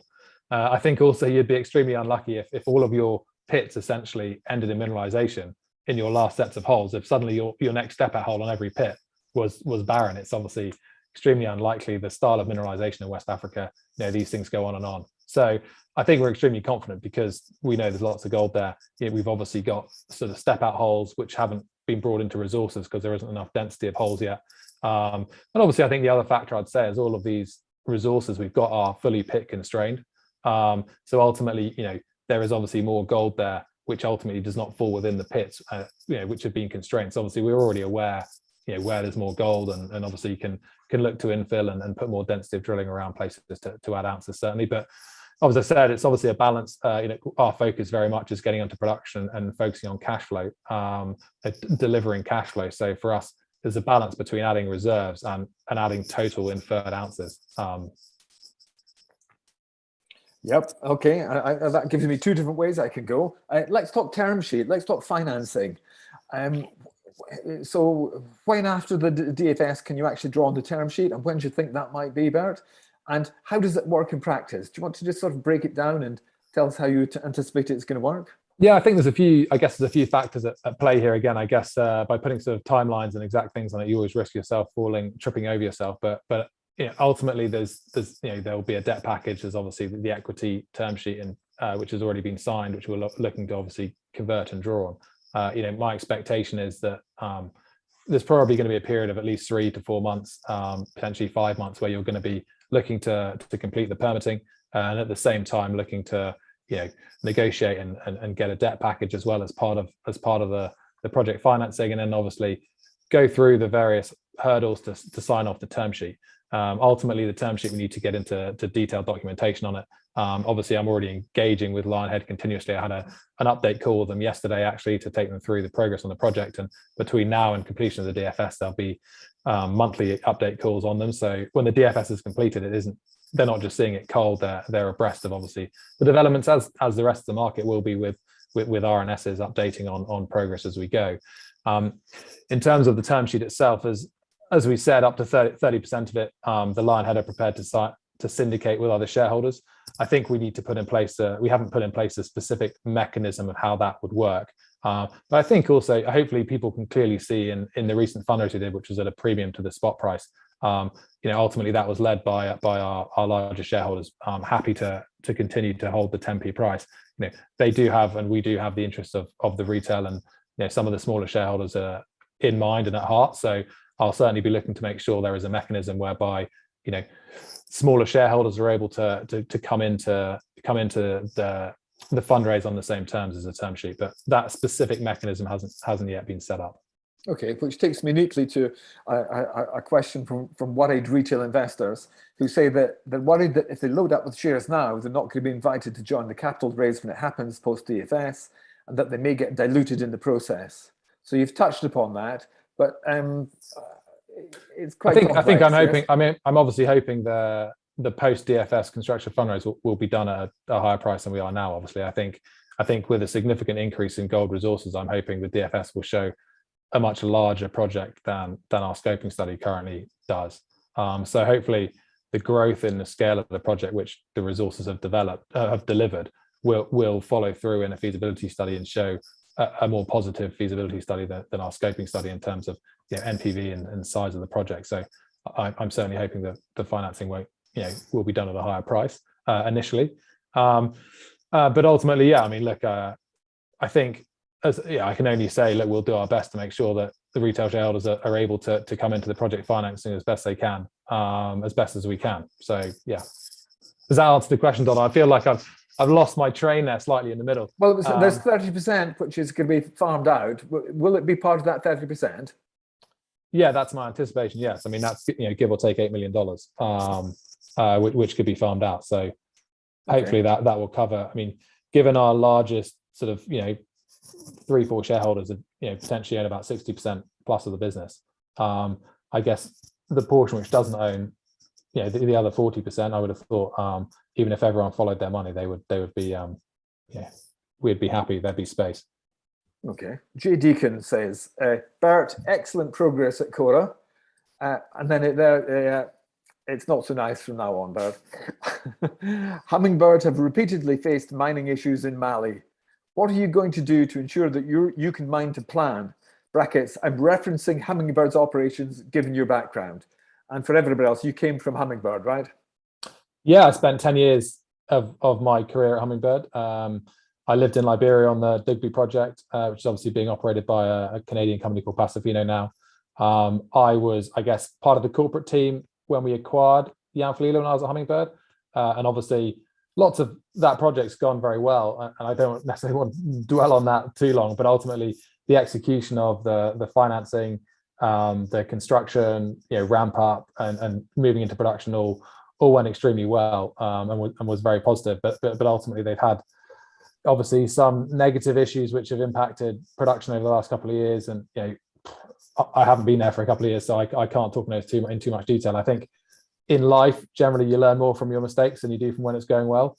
It's worth stopping you there, saying, Bert, how can you avoid making those mistakes, I think is Jay Deacon's question. Well, I think obviously you need to hire the right management team to operate it and the right contractors to operate your mine, and make sure they don't happen. I think obviously you can learn from mistakes and operational issues which all mines across the region might have, whether it's the impact of a wet season on your open pit, or the pit slopes you're using, or lots of things you obviously look to improve on, look to learn from. So yeah, I think I talked about Russell Bradford having lots of experience. I think all I can do is look to bring in experienced people to help me operate the business in the mine. Okay, and always a useful question. What might an exit look like, Barrett? I mean, fantastic. We've got to the stage in your project. We're actually talking, about an end game. What might your potential end game be? Well, clearly, I mean, we want to build a mine at Sanankara. We want to deliver that mine, and we think that's the best route to add shareholder value, and we're keen to accelerate it as quickly as possible. I think a lot of companies might have stayed in the exploration phase for longer before moving into a feasibility study. Our view is that that would continue to add dilution to our shareholders. So actually trying to move towards a position where we can construct a mine and deliver an operating gold mine will hopefully protect shareholder value as much as we can. In terms of an end game, I'm not even thinking about an end game at all. For me, the next 3 years is about delivering DFS, delivering permitting and financing, getting into construction and delivering a mine. I think that's hopefully what shareholders want me to be doing. And I think I haven't got any thought about an end game at all. I mean, we're looking to build a mine and deliver as good a free cash flow as we can, and trying to return money to shareholders as quickly as we can. Barrett Monroe, CEO at Cora Gold, thank you so much for joining us tonight. That was terrific. Thank you. Pleasure. Thanks, Donald. Good to see you. Good to see you. Have a good Christmas, Barrett. Thanks. Thank you. And our final company tonight is Longboat Energy. The Faroe management team sold for $900 million, and now they're hoping to do it all over again. As Longboat, they have raised £85 million and bought non-operational share stakes in 7 near-term wells, soon to be drilled in the tax-effective Norwegian sector of the North Sea. 2 of those wells are due to spud in December, 2 more thereafter, so lots to play for. And the Egyptian Vulture find is currently being commercially assessed. Helge Hammer, CEO, joins us from Norway. Greetings, Helge. Thank you, Donald, and good evening, everyone. It's a pleasure to present this evening. It's a real pleasure to have you, Helge. How are things with you? Very well, thank you. Yes. So half a year ago, we announced 3 simultaneous deals with Equinor and Spirit and Idemitsu. We had built a bespoke drilling program of 7 wells. We went on through the approval and qualification processes and completed the deals in a timely manner on the 31st of August, ahead of drilling. We spudded the first well shortly thereafter, and we have already drilled 3 out of 7 wells. We made 3 discoveries. The Egyptian Vulture well is by far the biggest and the closest to pre-drill expectations. I'm coming back to that in a second. The Rødhette well in the Barents Sea was also a discovery below the expectations in terms of volumes, but we believe still has a good potential of being commercialized. The Mugnetin well was also a discovery, but unfortunately in that case, what we had interpreted as a amplitude anomaly being an indicator of oil turned out to be a thick coal layer, which was one of the pre-drill risks. So that's a sub-commercial find.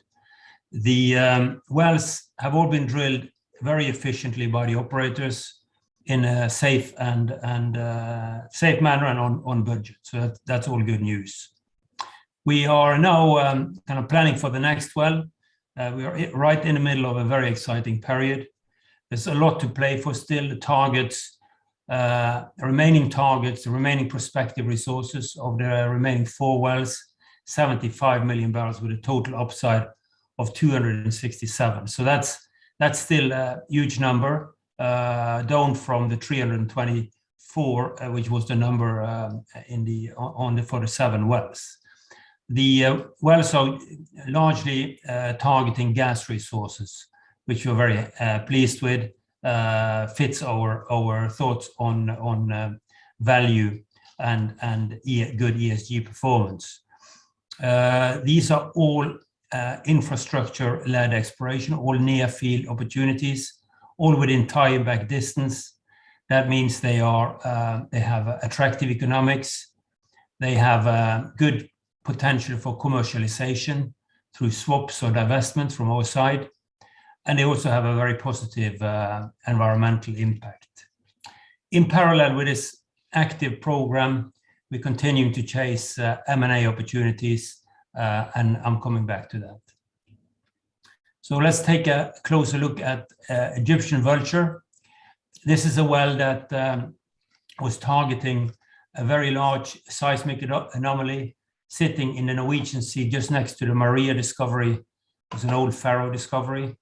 And here we had interpreted this vast anomaly as a potential layer of hydrocarbons in Cretaceous.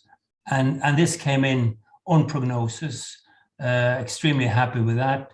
A nice 36-meter hydrocarbon interval with a good quality sand on the top, which could be a good target for putting development wells in. The next step now is to assess all the data that was collected and then plan the appraisal strategy for this discovery. The key issues is, say, the lateral extent of this anomaly away from the well. And another key uncertainty is the PVT analysis. This is interpreted as a very light volatile oil with a very high content of gas.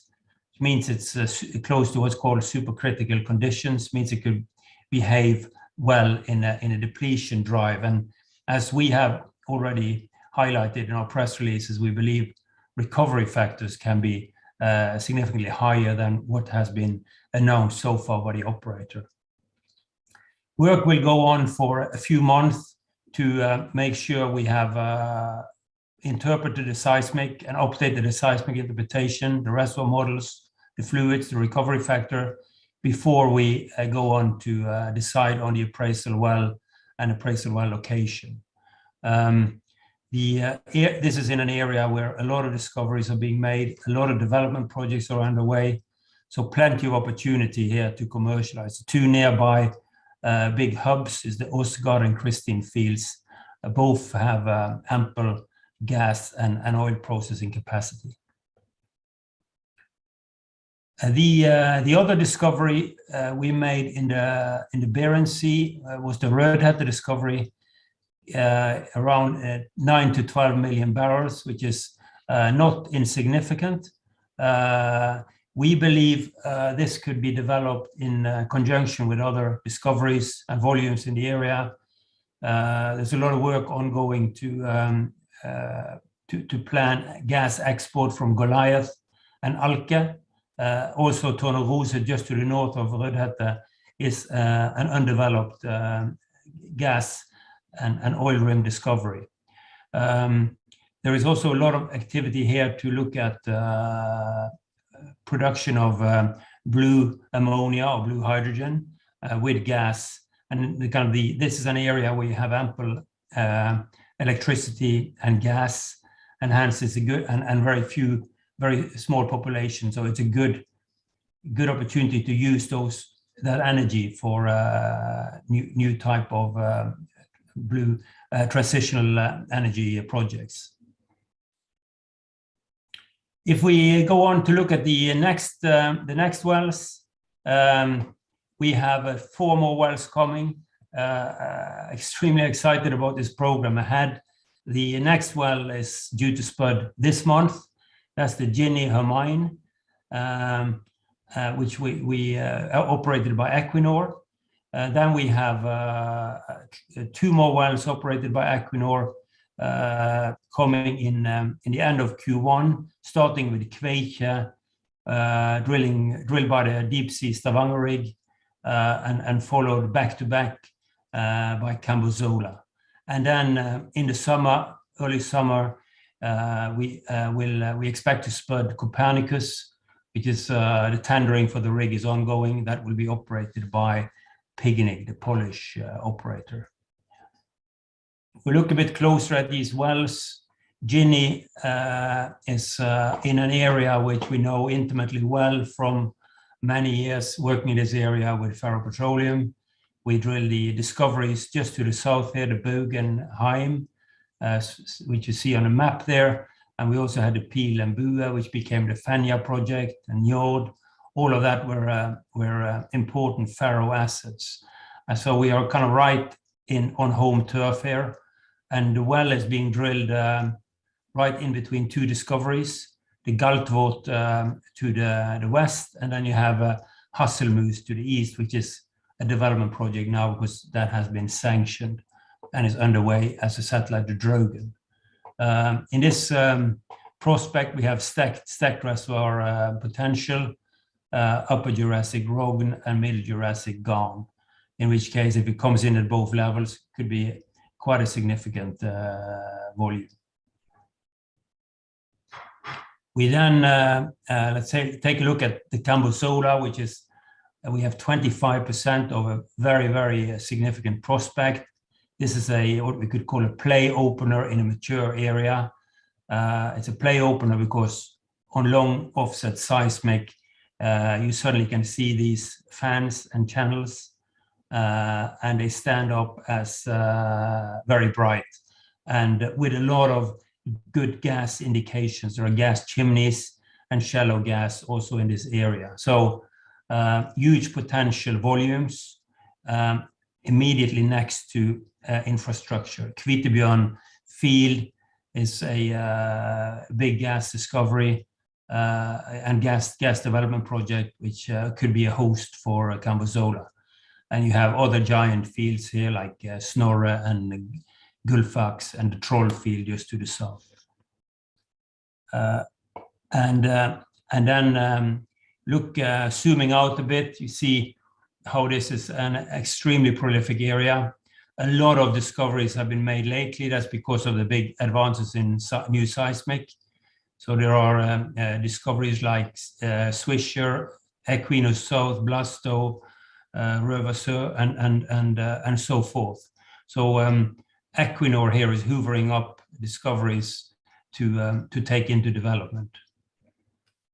And Kveikje sitting right in that setting with a lot of the top end well is being drilled as we speak, and as soon as that's finished, the rig will come and drill Ginny. The Kveikje has a very high chance of success, 55%. That's because this has a strong anomaly, which is difficult to explain with anything else than presence of hydrocarbons. Potential is for this to grow is also very significant. So what we've seen with these type of injectites, there's all these sub-seismic volumes. It's what you've seen, for example, in the Catcher field in the UK, which is a similar type of setting. And then the last one, the Copernicus, is further north. It's still a tieback to infrastructure. The Polarled gas export pipeline and the Osterhansten field are the natural tie-in point for Copernicus. It has a DHI. DHI is a direct hydrocarbon indicator, also from high-quality seismic. And very, very significant volumes. And the gas from here can flow in pipelines all the way to the UK market through Polarled and then onwards across the North Sea. So that's the drilling program. We continue to be actively chasing M&A opportunities.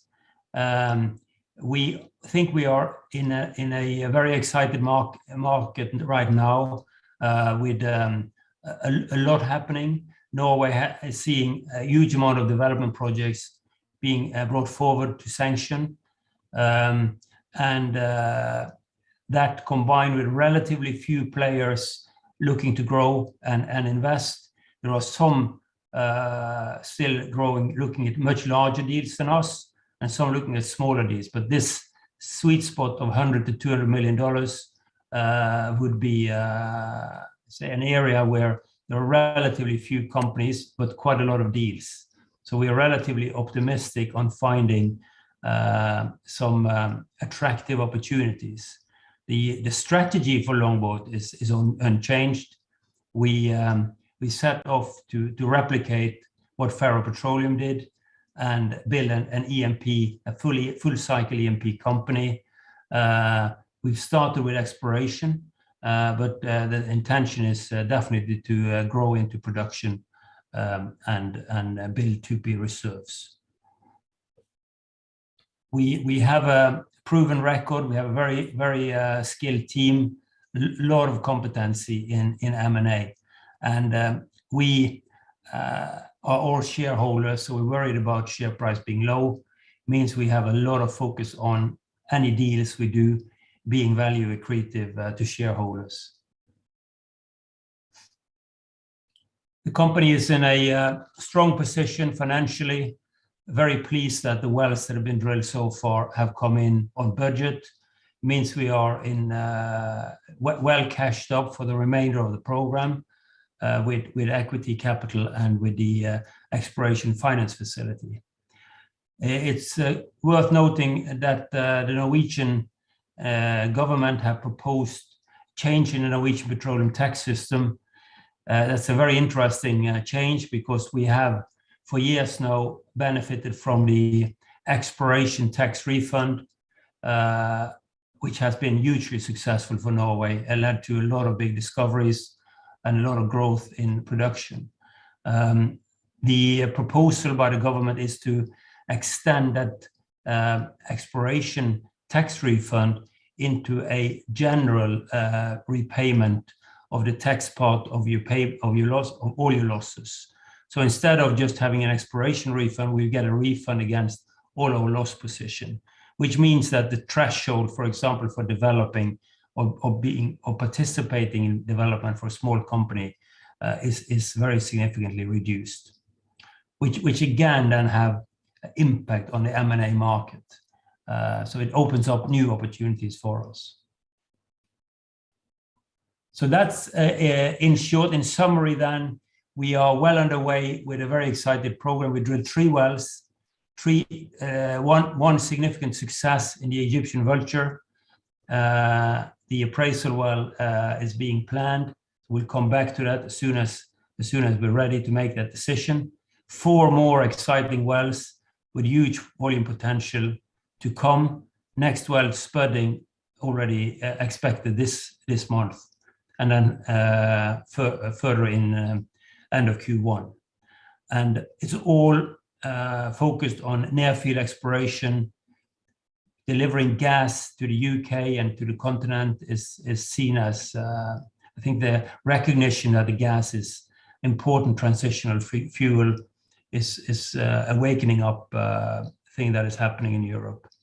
And in parallel, we are looking at value accretive M&A opportunities.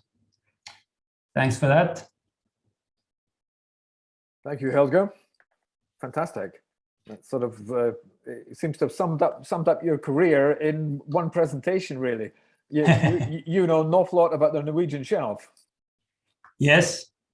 No, I can tell. It's absolutely fascinating. So can I ask you, which of the 4 upcoming wells are you most excited about, and why are you most excited? Well, the most exciting one is Cambozola, because you know it's huge. It has all the kind of it ticks all the right boxes. We have 25% of it. It's a potential huge company maker. Okay, and the other 3? The other 3 are all, I mean, they're all exciting. I think the 2 big ones are Copernicus and Cambozola. Ginny and Quake are more like bread and butter, but can be really good value creation for the company. Okay, let's look a little bit backwards. You seem much more positive about Egyptian Vulture than the market response, which was at best a little bit lukewarm. Have investors missed something here?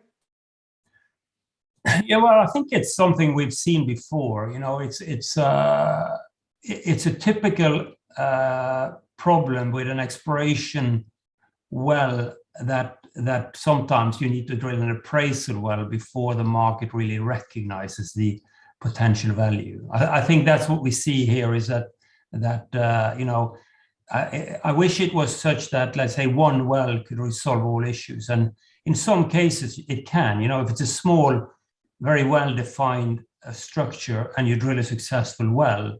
So if Mugnetin had come in as a success, you would have seen the market react immediately, because, you know, all the questions were answered. But this Egyptian Vulture, you know, 80 square kilometers it's a huge area, you know. So and 440 million potential, you know, STOIP. This could become a big field, but that takes more than one well to prove that up. The appraisal well element of it, I mean, how much of that is fully funded already? We do have, you know, if the wells that are in the program for next year come in on budget, then we're well funded for an appraisal well as well, actually. And how much might that appraisal well actually cost? Even very roughly? Yeah, it depends a bit on the program, you know, because that could end up being a well that is tested, for example, and then it could become a more expensive well, but somewhere in range 40 million. Okay. So these things aren't cheap, no? No. I mean, you're in the Norwegian Sea. You have like 6th generation, you know, semi-subs. So, but see, that's the cost side of things. But then if you make a discovery here, you can pipe it right into the market, you know. So. Yep, and there's the upside. Yeah. So it's all risk-reward stuff, isn't it, Helge? Absolutely. And I think that if you look in the Norwegian sector, it has delivered huge values for shareholders of companies. You know, you look at companies like Lundin or Aker BP or Faroe up till it was sold. So it's after Faroe was sold, exploration records have been very good. You know, you're looking at up to 50% success rates. So and let's talk to the tricky side of oil. Oil is deeply unfashionable at the moment. Shell have pulled out of Cambo post COP26, or perhaps they were going to pull out of Cambo, nothing to do with COP26. They're just pulling out of oil altogether. Oil extraction is seen as a dirty business. So why do Longboat still believe in it?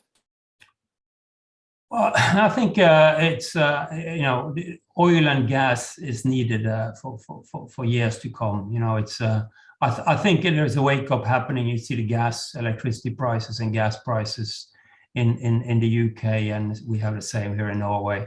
You know, the shortfall. You know, we had huge investments in renewables. That's all very good, but you see that, you know, you get into intermittence problems. You know, you get all sort of issues. So you're going to need gas and oil, and I think gas particularly is very interesting, because gas is actually very efficient from an emission point of view. So I think that's another one that is happening, and I think it's unfortunate that with the uncertainty in the UK, political uncertainty that has kind of occurred, and Shell hasn't made it any easier, obviously, but we continue to be optimistic. I mean, we've kind of put a little pause button on the UK, but expect to be, and so I think our strategy is to be an active E&P player both in the UK and in Norway, still valid. But would those tax breaks make Norway more attractive than the UK, though? Yes, and I think also it's you know, political support is still strong, and I don't know if you noticed, Norwegian Prime Minister was probably the only one in Glasgow who dared to say that oil and gas has a role to play. so I think Nicola Sturgeon used to tell us it was Scotland's oil, but strangely enough, it's no longer Scotland's oil. Hey, what can I say? Yeah, exactly. Politicians are fickle, Helge. Yes. Okay. Swaps. Are you still seeing deal appetite in Norway? Are you confident you'll be able to swap discoveries for production in the current market? There's been talk of you taking some of your assets and swapping them. Definitely. I think that's absolutely core to our strategy. We would love to swap Egyptian Vulture for some production. That would be a brilliant deal. You have Pignig. Pignig, for example, is in the asset with us. Pignig is the Polish gas company, very hungry for gas, continue to make acquisitions and to make Poland gas sufficient without too much Russian gas. So the politics there as well, but plays into our hands. Helge, why would somebody give up current production for future hope? Well, that's a volume trade-off, and it's a future kind of volume trade-off. But that's it is potentially doable, though. Definitely. I mean, it's always companies that lose out. And it could be infrastructure owners. You have infrastructure owners in the Åsgard and in Christine suddenly find that they have less and less of the equity production that goes through the infrastructure, and then they see other companies like us suddenly adding volumes in the area. They would look to rationalize. Maybe they give up some oil production somewhere else to be in a nice gas field development in Norwegian Sea.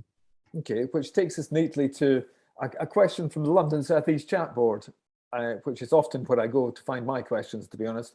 Have Longboat been economical with the strategy? Said somebody on the board, Helge. Firstly, it was buying production, then it was exploration and swapping into production. Now it's looking like you're buying production again. Discuss. Are they being a little bit tough on you, do you think? No. I think it's it's an absolutely valid question, and it's a good question. And answer is our strategy hasn't changed. We are out to replicate Faroe. We are out to build an E&P company, but we also have to look at deals that are value accretive. And we have to do, and the thing with the deals and the market is it swings. In end of 19, we launched Longboat. We were about to do production deals. We had them lined up. Then COVID hit and the oil price dropped and the market just dried away. Then a few months later, half a year later, we recognized nothing was for sale in terms of production, but everyone were looking to divest their exploration assets. So exploration became a unique opportunity, and it's interesting that Equinor, if you look at we did a big exploration deal with Equinor. If you look at the last Equinor announcement in the quarterly last week, they say they are now on the hunt for farm-ins. So we hit the exact right timing for getting some farm-ins done. So we are still in the market. We're focused on value accretive deals. Could be, and we're building an E&P company. That's what I said. We have a lot of dialogues going with companies at the moment. We don't have any active processes, but so what you're saying is it's important to be opportunistic, even though it makes it look as though externally you're flip-flopping, but you're actually have a firm focus on becoming a full cycle E&P company, and it just doesn't really matter whether you start at this end of the cycle or that end. Absolutely, and I can assure you, we have continued to review all the production opportunities been in the market. There hasn't been a single regret. The deals that have been done, we've kind of said no, thank you, and they're not been done at terms that we would have accepted. Okay. Can I ask a question from Niall Savage? It's slightly complex, so let me run it past you and see how we get on. How many employee incentive plans are in place, and what are the share price triggers, he asks. Have the targets become less ambitious since the IPO? And he says, I know that all the information is in the various RNSs, but the RNSs are quite wordy and technical, so a simple clarification would be very helpful. He just basically... I can't be kind of too, it's difficult to quantify this on the spot, but we have 16 employees, 4 in London, 12 in Stavanger. Everyone are incentivized on the share price the way we like it to be. It's, I would say, it's a typical UK AIM company incentivization, nothing kind of extraordinary in terms of the I think he's basically what he's trying to get at is, have you made life too easy for yourselves in terms of getting bonuses on, because the share price is pretty low at the moment. So no, but I mean nothing has been realized. I mean the share price has to go way up before anything can be realized, and it's kind of too early anyway. So okay, so on two levels, it's too early. Okay. Yeah. So how would you give me a final thought? What do you feel about progress so far? 3 down, 4 to go. That's your first roll of the dice. Are you happy? Unhappy? Tell me your frame of mind. I'm obviously unhappy with the share price. That's the only thing I'm unhappy with. Apart from the share price, I think I'm very happy with the progress we're making. I think we are on to build a very substantial and very exciting company. I mean, we are in some absolutely key wells, and deals that we're looking at are looking extremely interesting. So I would say, except for the share price, we don't recognize this, but I think I can understand that more information, more success, all of that will come through. But apart from that, I'm very excited about where we're heading. Fantastic. Helge Hammer, CEO of Longboat Energy, joined us today live from Norway, from the Norwegian shelf, I might laughingly say, but not seriously. But he's joined us from Norway. Thank you so much indeed for your time, Helge. That was absolutely brilliant. I really enjoyed it. There's so much detail in there. I really want to go back and listen to that all over again. Thank you. Thanks a lot. Thank you. Thank you. Well, that's it all from us for 2021. I can't quite believe it. The year has flashed by. That was another fantastic night with 4 really interesting speakers interpreting their investment potential for us. It's really very good night. I'd just like to thank our speakers really for joining us from around the world. We've got people from Australia and from Norway tonight. It's been absolutely fantastic. The support teams have been terrific, absolutely terrific in getting them there and getting us there at the same time. And I'd like to say a big thank you to the London South East team, not just the individuals who help us on the webcasts, who are completely brilliant, of course, but the whole of the London South East team for their considerable support throughout the year. So thanks to Phil, thanks to the team. They are stars one and all. I hope they have a great Christmas. Sadly, I didn't make the Christmas party, but there you go. Many thanks again to our sponsors, Primary Bid. They have a regular flow of interesting IPOs for you on primarybid.com. It's very useful to see who's raising money and for what. So if you're a regular investor, it really is a good idea to register for that, just so you can get a feel for what's happening in the marketplace. And by the end of tomorrow, we will have edited and released all 4 company video presentations from tonight. So if you Google London South East YouTube channel, and this is the important bit, so find us and then subscribe. Google to find us, London South East YouTube channel, subscribe, and then all this lovely content, you'll be able to get that first. And by the end of the week, Dave Dano will send out the company slide packs and videos to you, all in one useful and easy to look after email. So do look out for that. Well, that's it. That's it for 2021. A huge thanks to you for being such a great audience and for staying with us to the end. We're always grateful for your time, and we look forward to doing it all over again in 2022. Good night, and have a very enjoyable Christmas holiday, everybody. I think we've truly all deserved it this year. Enjoy it when it comes. Thank you, and good night.